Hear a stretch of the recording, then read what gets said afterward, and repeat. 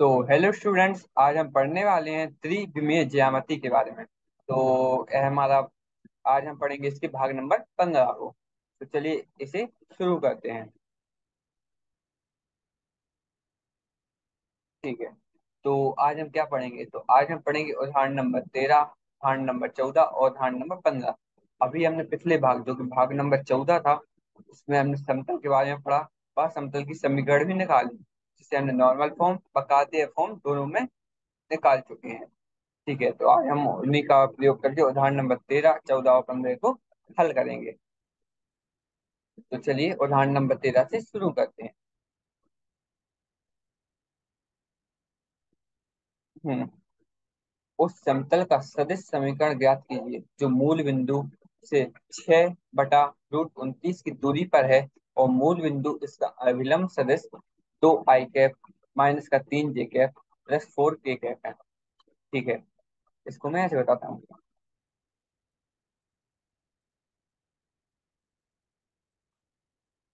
वैसे नहीं बना, यहाँ से मैं सीधे इसको ड्रॉ ही कर लेता हूँ।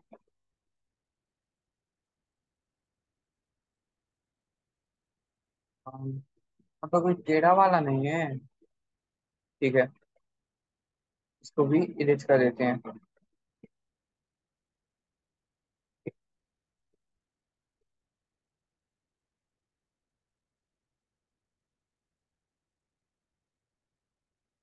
मेरे पास मान लो है समतल दिया गया है। ठीक है। और इसके लंबतम सदिश एक n कैप है। ठीक है। तो इस समतल में मुझे दिया क्या गया है? इस समतल में मुझे n कैप जो कि इसकी अभिलंब सदिश है, यह मुझे दी गई है। अभिलंब सदिश क्या दी गई है? 2i कैप माइनस का 3j cap plus 4k cap. यह मुझे अभिलंब सदिश इसकी दी गई है। ठीक है। और इसकी मूल बिंदु मान लो यह मेरी कुछ इस तरह से है। ठीक है। मूल बिंदु से इसकी दूरी कितनी है? इसकी दूरी है 6/√29, जो है आगे हमारी मूल बिंदु से इस समतल की दूरी। तो ठीक है, हम इसका भी प्रयोग करने वाले हैं। ठीक है। तो अभी आपको ध्यान होगा, अभी हम जो भी हमें जरूरी चीजें दी गई थी उनका हम निकाल चुके हैं। ठीक है। अब हमें आपको ध्यान होगा कि जो भी हमारे पास अभिलंब सदिश थी, वह हमारी इकाई सदिश थी। इकाई सदिश का मतलब क्या समझ सकते हैं? जिसका परिमाण एक होता है। तो उसका प्रयोग क्या होता था? उसका प्रयोग होता था केवल और केवल दिशा दिखाने के लिए। तो मान लो मेरे पास कोई एक सदिश दी गई है, r = a i cap plus b j cap plus का सी केक है। इसको मान लो यह मुझे एक सदिश दी गई है। इसको मुझे इकाई सदिश बनाना है। तो इकाई सदिश बनाने के लिए मैं क्या करूंगा? इसको इसके परिमाण से विभाजित कर दूंगा। मेरे पास मान लो कोई 5 किलोमीटर पर आवर से मान लो कोई गाड़ी जा रही है। इसको मैं 5 से भाग कर दूंगा, तो जो भी किलोमीटर पर आवर होगा। ठीक है। जो भी मुझे इसके पीछे चीज दी गई होगी, जो भी उसकी सदिश के पीछे जो भी दिशा होगी, वह मुझे सीधे सीधे पता चल जाएगी। तो बस इसकी इसकी इसका परिमाण कैसे निकलेगा? इसका परिमाण निकालेंगे ऐसे। a² प्लस बी² प्लस c², इन तीनों का हम फिर अंडर रूट निकाल लेंगे। जैसे मैंने इसका अंडर रूट निकाला। देखिए, पहले हमने a का वर्ग किया, b का वर्ग किया और c का वर्ग किया। आपको समझ नहीं आया हो तो फिर से बताता हूँ। और उस जो उन तीनों को जोड़ दिया, फिर उसका वर्गमूल निकाल दिया, तो यह हमारा परिमाण आ जाएगा। यह तो अब आपको सीधा सीधा समझ में आने लगा होगा, क्योंकि आप सदिश बीजगणित भी पढ़ चुके हैं। और अभी तक हम लगभग लगभग 30-40% तक अपने थ्री डी को भी हम कंप्लीट कर चुके हैं। ठीक है। तो यह हमारे यहाँ से आर, जो कि हमारी इकाई सदस्य होगी, वह ऐसे ऐसे निकल आएगी।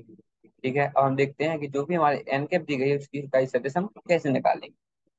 तो पहले हमने ऊपर एन कैप रखा और नीचे उसका परिमाण रखा।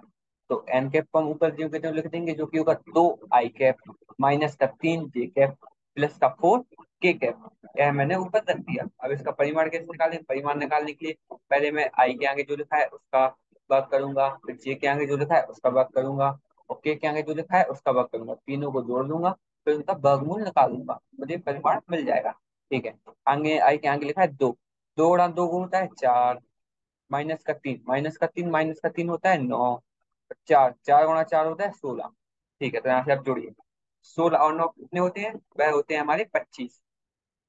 और 25 और 4 होते हैं 29। तो यहाँ से देखिए, वर्गमूल के अंदर, अंडर रूट के अंदर हमें 29 29 मिल जाएंगे। और फिर जो भी हमें निकालना है वह कैसे आएगा?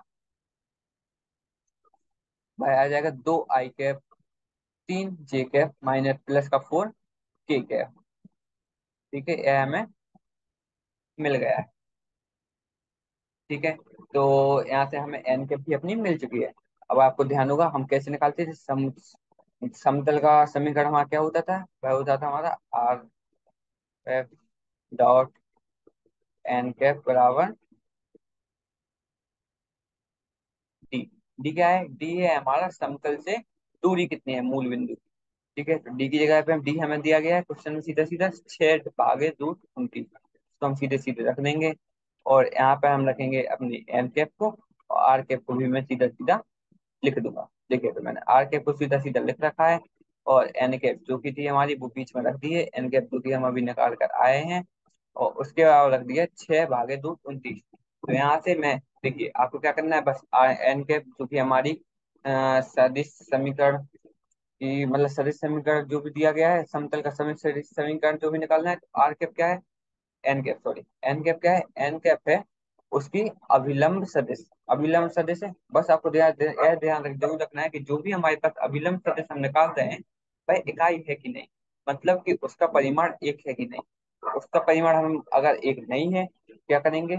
तो उसका परिमाण हम निकाल लेंगे और उस सदिश से भाग कर देंगे, तो उसका परिमाण हमें एक मिल जाएगा। तो अब देखिए, अब आप इसका परिमाण निकालेंगे तो वह इसका परिमाण आएगा 2 29, और 2 29 भाग में दिया गया है तो इसका परिमाण अब एक आ जाएगा। तो यह सदिश हमें मिल गई।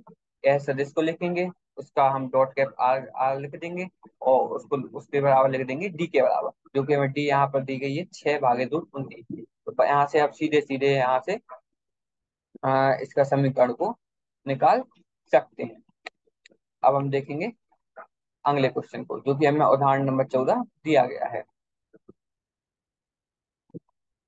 ठीक है, तो समतल आर जो कि 6 i कैप माइनस का 3 j कैप माइनस का 2 k कैप प्लस 1 g बराबर 0 पर मूल बिंदु से डाली गई लंब इकाई सदिश की दिक् कोसाइन ज्ञात कीजिए। ठीक है, अब आपको क्या करना है? सबसे पहले हमें इसे नॉर्मल फॉर्म में, जो भी हमें समीकरण दिया गया है उसको लिखना है। इसको आपको कैसे लिखेंगे? पहले हम देखिए, आर को जोड़ेंगे तो लिखेंगे, रहेगा 6 i कैप माइनस का 3 j कैप माइनस का 2 k।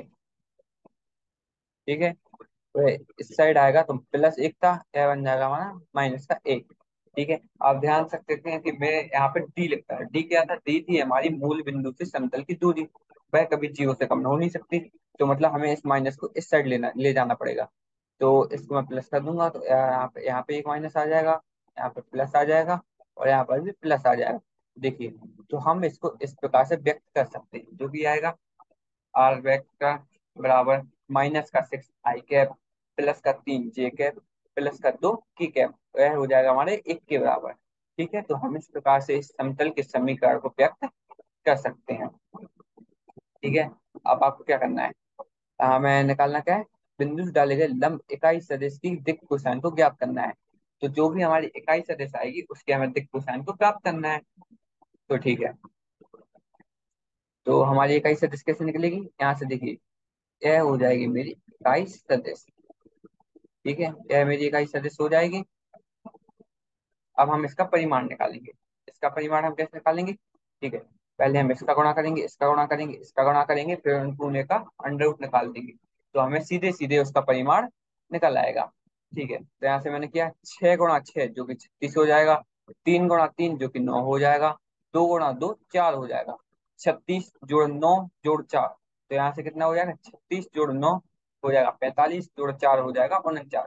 या 49 का वर्गमूल करते हैं तो यह आ जाएगा 7 के बराबर। ठीक है, तो 7 यहाँ पर हमें दिया गया है। ठीक है, तो इसलिए पहली समीकरण जो कि पहली हमें दी गई है यहाँ पर, देखिए यह दी गई है। इसलिए पहली पहली समीकरण के दोनों पक्षों से 7 को भाग करने पर हम पाते हैं कि आर, देखिए मैंने इस साइड 7 से भाग कर दिया, इस साइड 7 से भाग कर दिया। यह मैंने क्यों किया, अब मैं आपको बताता हूँ। यह आ जाएगी मेरी समतल की दूरी डी से, ठीक है। जो भी हमारी यहाँ पर लंब इकाई सदिश होती थी, उसकी परिमाण कितना था, होता था एक। यहाँ पर आप देख सकते हैं उसका परिमाण एक नहीं था, वो देखो हमने निकाला भी तो 7 निकल के आया। तो जब मैंने उसको 7 से भाग कर दिया, तो इसके परिमाण का लंब सदिश देखिए 7 आ गया, ठीक है। तो यहाँ से मैंने उसको निकाल दिया है। तो यहाँ पर हमारी इकाई सदिश भी निकल आएगी, और हमें आखिर में निकालना क्या है? इकाई सदिश के दिक् कोसाइन है। तो अब हम इसके दिक् कोसाइन भी बड़ी आसानी से निकाल देंगे, क्योंकि हमें इकाई सदिश मालूम पड़ चुकी है, ठीक है। जो कि समतल के समीकरण के आर वेक्टर आर सदिश डॉट एन कैप बराबर डी के रूप का है, ठीक है।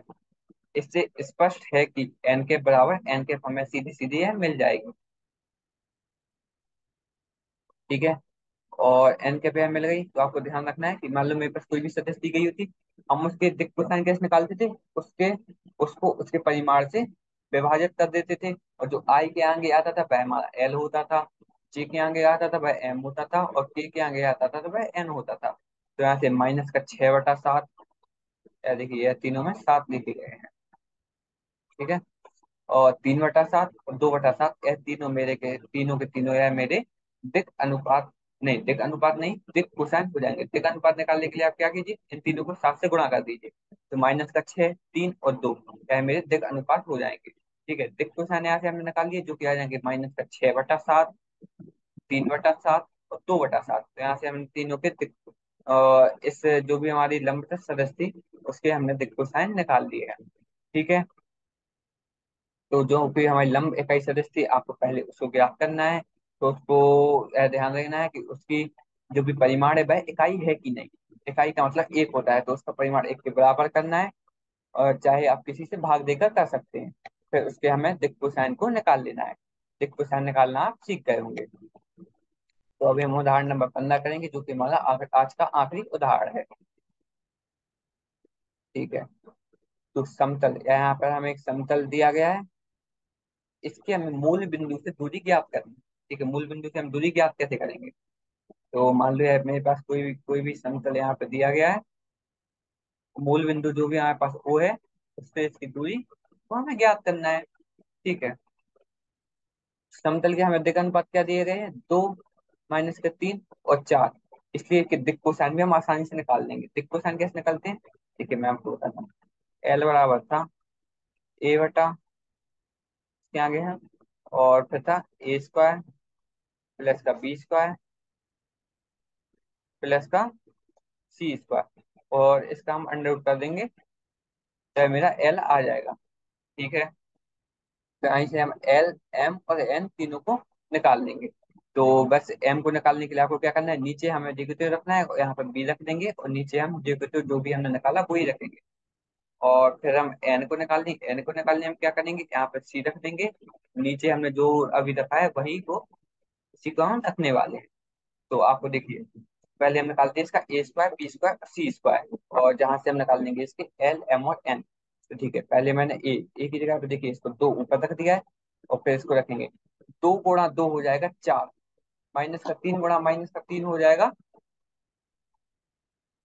9, ठीक है। देखिए यहाँ पे 2 का स्क्वायर माइनस का 3 और 4 का स्क्वायर, 4 का स्क्वायर हो जाएगा 16। 16 प्लस 9 प्लस 4, या कितने के बराबर हो जाएगा, 16 और 9 होते हैं 25, 4 इसमें जोड़ देंगे तो हो जाएगा 29। तो अंडर 29 के बराबर यह हो जाएगा, ठीक है। 2/√29 माइनस का 3/√29, 4/√29। तो ये तीनों चीजें हमें, जो भी तीनों दिक् कोसाइन है, वह हमें प्राप्त, मतलब वह हमें प्राप्त हो जाएंगे, वह हमें मिल जाएंगे। तो ठीक है, तीनों के दिक् कोसाइन भी यहाँ से सीधे सीधे निकल आएंगे। पहले हमारे दिक् अनुपात निकालते हैं। जो भी हमने शुरू में दिक् कोसाइन कैसे निकालते हैं, उनके दिक् अनुपात से हमने सूत्र पढ़े थे, उसकी मदद से हम दिक् कोसाइन निकाल लेंगे। अब हम इसके मूल बिंदु से दूरी ज्ञात करेंगे। मूल बिंदु से दूरी ज्ञात करने के लिए क्या करना है, देखिए इसे भी देखते हैं। इसलिए समीकरण 2x माइनस का 3y प्लस का 4z माइनस का 6 बराबर 0, अर्थात हम इसको 6 को क्या करेंगे, 6 को हम इस साइड ले जाएंगे, तो यह आ जाएगा 2x माइनस का 3y माइ प्लस का 4z बराबर 6। 6 को हम साइड ले आए। अब रूट 29 से भाग कर देंगे। रूट 29 से हम भाग क्यों करेंगे, क्योंकि हमें इसको इकाई बनाना है। ठीक है, इकाई बना देंगे तो देखिए यह हो जाएगा 2/√29 माइनस का 3/√29 4/√29। ठीक है, तो हमने इन तीनों को √29 से भाग कर दिया। ठीक है, एक्स वाई और जेड अपनी जगह पे लिखे हुए हैं। फिर हमने 6 को भी √29 से भाग कर दिया, और यह LX plus MY plus NZ बराबर D के रूप में है। ठीक है, तो आपको यह ध्यान रखो, यह हमारा कार्तीय रूप था प्लेन का। जो भी हमारे पास प्लेन था यह उसका कार्तीय रूप है। ठीक है, तो हम उसके कार्तीय रूप के समीकरण से इसको जब कंपेयर करेंगे, जो भी समतल हमें समतल का कार्तीय रूप दिया गया है उससे जब हम इसे देखेंगे, देखिए एल बराबर ए हो जाएगा, एम बराबर ए हो जाएगा, और एन बराबर ए हो जाएगा, और डी बराबर हो जाएगा ए। तो यहाँ से एल एम और एन हमें पता चल जाएगा। और समतल से दूरी जो कि निकालनी है, जो हो जाएगी 6/√29। इसलिए देखिए हमें दिया गया है समतल से मूल बिंदु की दूरी है 6/√29। तो मूल बिंदु की दूरी भी हमें यहाँ से समतल की पता चल गई है। ठीक है, तो इस उदाहरण में देखिए एक बार मैं रिकैप करवा देता हूँ हमने किया क्या क्या है। आपको जो भी हमें समतल से मूल बिंदु की दूरी निकालनी थी, पहले हम समतल की समीकरण को देखते हैं। समतल के हमने समीकरण को देखा, फिर हम उसे L X plus M Y plus का एन जेड बराबर डी, इस का इस रूप में उसे उस समीकरण को बनाते हैं। तो जैसे ही उस रूप में बन जाएगा तो हम L X plus M Y plus N Z बराबर डी, इसके बराबर हम कंपेयर कर देंगे। जैसे मैं इसके बराबर कंपेयर करूंगा, यहाँ से मुझे एल एम और एन तीनों का मान मुझे प्राप्त हो जाएगा। ठीक है, तो यहाँ से मैंने मूल बिंदु की दूरी निकाल दी है, जो कि 6/2 उदाहरण 13। तो उदाहरण 13 में हमने यहाँ पर मूल बिंदु से अभिलंब सदिश निकाली थी, जो कि बहुत ही सरल था।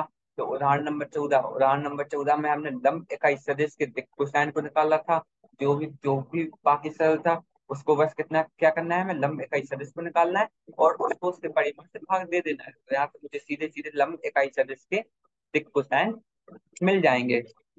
और फिर हमने निकाला समतल से मूल बिंदु की दूरी। तो यहाँ से देखिए जितने तरह के आप क्वेश्चन करते जाओगे उतने तरह के क्वेश्चन को आपको समझ लीजिए प्रैक्टिस होती जाएगी। तो जितने ज्यादा क्वेश्चन आप करोगे उतनी ज्यादा आपकी अभ्यास होता जाएगा, और आपको उतने ज्यादा क्वेश्चन पेपर में करने में आसानी होगी। तो आप जितने भी क्वेश्चन मैं एक बार बता देता हूँ उनको आप द्वारा लगा के जरूर देखिएगा, ताकि आपको ध्यान रहे कि इस क्वेश्चन में फटाफट हमें क्या मेथड लगाना है और कैसे हमारा तुरंत के तुरंत आंसर आ जाएगा। तो आज हम उदाहरण नंबर 13 14 और 15 पढ़ चुके हैं। तो आगे हम क्या पढ़ेंगे, आगे हम पढ़ेंगे उदाहरण नंबर 16। एक उदाहरण बचा हुआ है जो कि हम उदाहरण नंबर 16 अगले भाग में देखेंगे। उसके बाद हम पढ़ेंगे एक टिप्पणी भी हमें दी गई है जो कि हम पढ़ेंगे। और उसके बाद हम पढ़ेंगे 11.6.2 में दिया गया है एक दिए सदिश के अनुलंब तथा दिए बिंदु से होकर जाने वाली समतल का समीकरण। मतलब एक सदिश दी गई होगी मुझे, अनुलंब अनुलंब एक सदिश दी गई होगी और एक बिंदु दी गई होगी। एक बिंदु से हुए जाने मतलब जाने वाले एक समतल का समीकरण हम बस निकालेंगे। मतलब कि मेरे पास एक बिंदु होगी और एक अभिलंब अनुलंब सदिश होगी। ठीक है, तो यह दिए जाने वाली है, और इसको हम बोलते हैं equation of a plane perpendicular to a given vector and passing through a given point. मतलब कि मेरे पास एक सदिश होगी और एक बिंदु होगी। देखिए एक सदिश होगी, एक सदिश मुझे लंबता होगी, मतलब कि उसी दिशा में आने वाला है। अब ऊपर नीचे कितना आएगा वह हमारी बिंदु डिसाइड करेगी कि वह कहाँ पर आने वाला है। ठीक है, तो इसको हम अगले भाग में देखेंगे। तो आज का भाग बस हम यहीं पे खत्म करते हैं। धन्यवाद। और जितने भी क्वेश्चन मैंने आज करा दिए हैं वो आप करके आइएगा। और देखिए जो हम उदाहरण नंबर 16 है वो अगले भाग में करने वाले हैं, जो कि इन्हीं की तरह है, मतलब समझ लीजिए काफी सरल है। तो आप वो भी अगले भाग में आने से पहले वो एक बार खुद कर लीजिएगा, ताकि आप देखोगे कि जब आपने सही किया है उसे तो आपको बहुत ही अच्छा लगेगा। ठीक है, तो आज का भाग यहाँ पे यहीं पे खत्म करते हैं। बस पढ़ते रहिए, खुश रहिए।